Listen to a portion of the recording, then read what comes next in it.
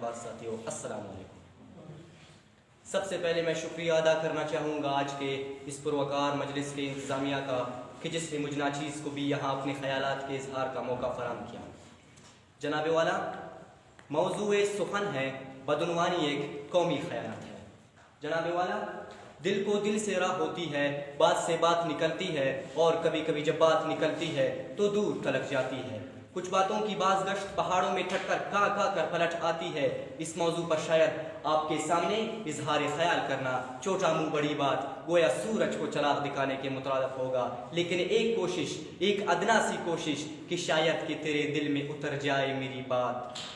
شکوائے ظلمت شب سے تو کہیں بہتر تھا اپنے حصے کی کوئی شمع جلاتے جائے۔ صدر ذی وقار، 74 برس ہوئے اس مملکت خداداد کو، یعنی پوری 7 دہائی، اور جناب مجھے موقع ملا صرف 4 سے 5 منٹ بات کرنے کو۔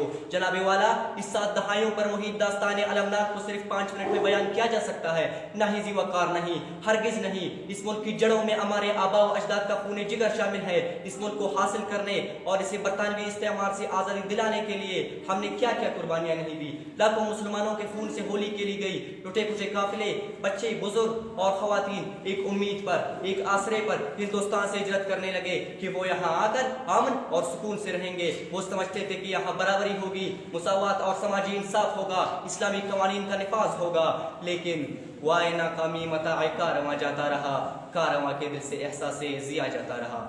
جب یہ لٹے پھٹی مصیبتوں کی ماری قوم یہاں آ کر پہنچی تو خواب تھا جو کچھ کے دیکھا، جو سنا افسانہ تھا۔ فیض صاحب نے انہی کی ترجمانی کی۔ یہ وہ وطن تو نہیں جس کی آرزو لے کر چلے تیار کہ مل جائے گی کبھی نہ کبھی۔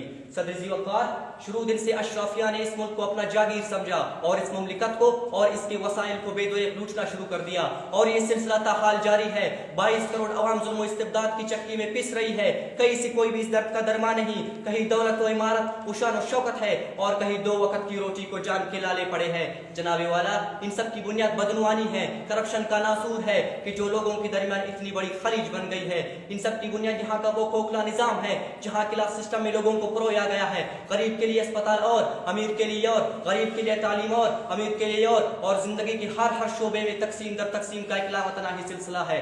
جناب والا، آج مجھے ان اعداد و شمار سے کوئی تعلق نہیں کہ ہم کرپشن کے کس کس درجے پر فائز ہے اور یہ کہ کون کرپٹ ہے یا کون نہیں۔ یہاں تو دل خون کے عنصر ہوتا ہے اور کلیجہ منہ کو آتا ہے جب داستان کربناک میں بیان کرتا ہوں، اور جب یہاں کوئی آواز اٹھاتا ہے تو پھر پابند سلاسل اور زندہ درگور۔ جانب نے جب کہا قائد اعظم دیس میں تیرے 20 روپے من آٹا ہے، قائد اعظم دیس میں تیرے 20 روپے من آٹا ہے، چاروں جانب سناٹا ہے، چاروں جانب سناٹا۔